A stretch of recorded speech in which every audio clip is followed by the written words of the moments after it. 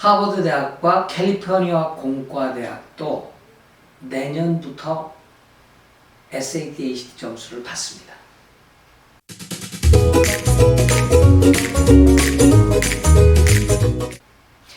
여러분 안녕하세요. 미래교육연구소장 이강렬 박사입니다. SAT 소식을 전해드리기가 좀 바빠요. 지난주에 당초 26년도부터 그 SAT를 받기로 했던 하버드가 갑자기 정책을 바꿔서 금년 11학년, 금년에 지원한 학생부터 어떻게 하기로 했죠? 네, SAT 받기로 했습니다. 또 하나는 캘리포니아 공과대, 우리가 칼텍이라고 그러죠. 칼텍도 금년 지원하는 학생부터 SAT를 그리고 ACT를 받기로 했습니다. 이로써 MIT와 그 다음에 브라운, 다트머스, 그 다음에 예일, 조지타운, 그 다음에 GIT, 퍼듀, 조지아, 텍사스 오스틴, 그리고 플로리다주의 모든 주립대학들이 SAT와 ACT 점수를 받기로 했죠. 여러분 좀 당혹스러우실 거예요. 이러다가 다 받는 거 아니야?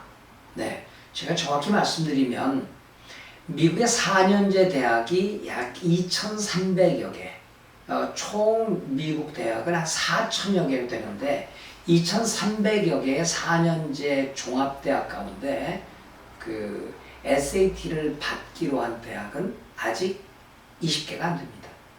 지금 1,900개 이상은 여전히 테스트 옵셔널 정책을 유지하고 있다는 것을 이해하시기 바랍니다. 그리고 SAT, ACT 이 표준화 시험을 아예 안 보기로 한 그 정책을 세우는 학교들이 있죠. 그게 어디입니까?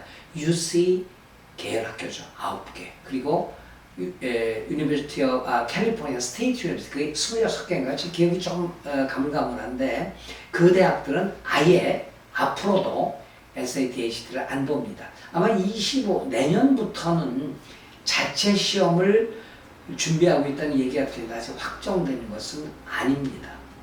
그런데 하버드대학과 칼텍 그리고 예일대학 이런 대학들은 아마 브라운도 마찬가지일 거예요. SAT, ACT만 받는 게 아니라 플렉시블 정책을 씁니다. 유연화 정책이죠. 그게 뭔고 하니 AP를 학교에서 듣고 AP를 본 학생들 그네들은 뭘 낼 수 있어요? SAT, ACT 대신에 AP 점수를 낼 수 있습니다. 그리고 IB 학생들은 12학년 5월 달에 보니까 본 시험은 낼 수가 없어요. 그래서 프레딕을 냅니다. 근데 프레딕을 냈다가 본 시험과 너무 차이가 나면 합격 취소되는 거 아시죠? 그러니까 AP를 들은 학생과 AP를 시험을 본 학생들도 낼 수 있고 IB 경우에 프레딕으로 제출하되 나중에 본 시험과 맞춰서 격차가 나면 불합격된다는 것을 전제로 IB 프레딕을 받겠다고 합니다. 그러니까 ACT가 준비된 학생들은 표준화 시험을 내고 그렇지 않은 학생들은 AP나 IB를 낼 수가 있습니다. 그게 하버드라든지 예일이라든지 브라운이라든지 아마 MIT도 그 정책을 쓸 것 같아요. 아직 입시 요강들이 정확히 나오지 않았기 때문에 상위권 대학의 경우는 플렉시블 정책을 쓸 겁니다. 자, 그렇다면 왜 갑자기 미국의 이 상위권 대학들이 MIT가 물론 총대를 맺고 이어서 브라운, 다트머스, 그 다음에 예일이 총대를 맺습니다만 왜 이런 대학들이 갑자기 SAT, ACT의 표준화 시험 점수를 내라고 할까요? 과거에 코로나 이전에 SAT, ACT 점수를 내는 것에 대해 강력하게 비판적인 여론들이 사회에 형성되고 있었습니다. 그래서 모든 칼리지, 리버럴 아츠 칼리지를 중심으로 SAT는 코비드-19 이전에도 옵셔널이었어요. 리버럴 아츠 칼리지 상당수 대학들이 SAT 점수 있으면 내고 없으면 내지 마. 이런 분위기가 아주 팽배했고 코비드-19이 발생하면서 다 옵셔널 정책으로 다 바뀌었는데 어느 날 갑자기 스물스물 그리고 갑자기 밀려오는 파도처럼 상위권 대학들이 SAT를 내라, ACT 내라 이러고 나오고 있어요. 그러니까 부모님들께서 이거 다 내야 되는 거 아니야? 내가 아는 모든 대학 다 내야 되는 거 아니야? 그렇게 생각하시면서 왜 갑자기 이런 움직임이 일어나는 거야? 라고 말씀을 하십니다. 여전히 SAT, ACT 찬성론자와 SAT, ACT 안 내도 돼.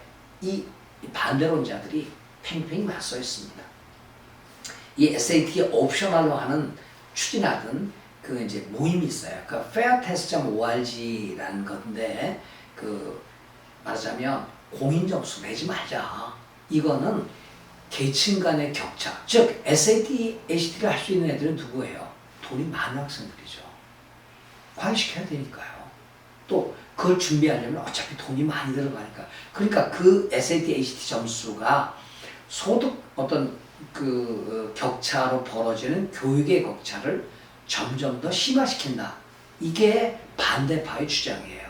그런데 나트머스를 포함한 브라운 대학이 코비드 19 때 다시 연구를 해봤더니 SAT, ACT를 보는 게 오히려 이 저소득층의 학생들에게 도움이 된다라는 반대의 연구 결과를 내놨어요.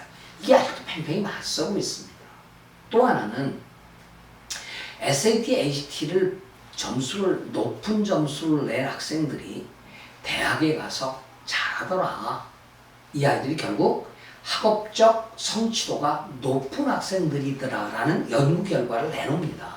지금 있는 이제 리콰이어먼트를 바뀐 학교들이요. 그러나 이건 아직도 논쟁거리가 되고 있습니다. 또 하나는요, 아무도 얘기를 안 하는데 이건 제 의견입니다. 지금 코비드-19 코로나죠. 그냥 여러분 코로나19 이후에 아이비리그 대학을 포함한 상권 대학들이 그 지원자가 엄청나게 늘었습니다. 심지어는요, NYU 같은 경우에는 거의 2배? 예. 이러면서 점점 경쟁이 가열화되고 있어요. 그런데 입학 사정과는 무한정 늘릴 수 없잖아요. 그죠? 지원자 수는 뭐 배로 늘어난 학교들이 있는데 어떻게 됐어요? 안 낸 학생들도 일일이 모든 원서를 다 봐야 되니까 일이 말할 수 없이 많아졌어요. 그래서 이건 아무도 얘기 안 하는 제 주체입니다만은 분명히 컷오프로 사용할 것 같아요. 그러니까 SAT, ACT 점수 일정 점수 아래, 그리고 AP로 낸다고 할 때도 AP 개수가 작거나 점수가 컷오프 하겠다는 얘기죠. 분명히 있습니다. 왜냐하면 이걸 보면 알아요. 캘리포니아 공과대학이 너무 많은 학생이 지원하니까 작년부터 어떻게 바꿨는고 하니 SAT 옵셔널로 바꾸질 않고 싱글 초이스 얼렉션을 바꿨어요. 우리 학교 하나만 넣어. 그럼 어떻게 돼요? 인원수가 적죠.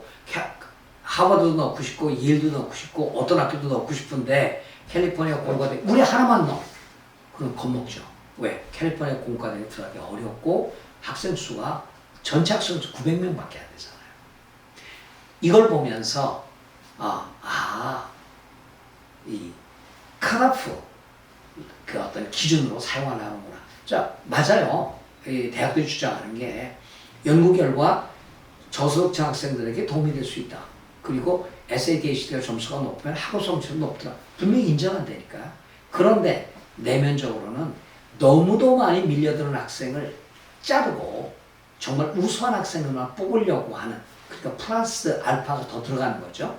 이런 것들이 이번 그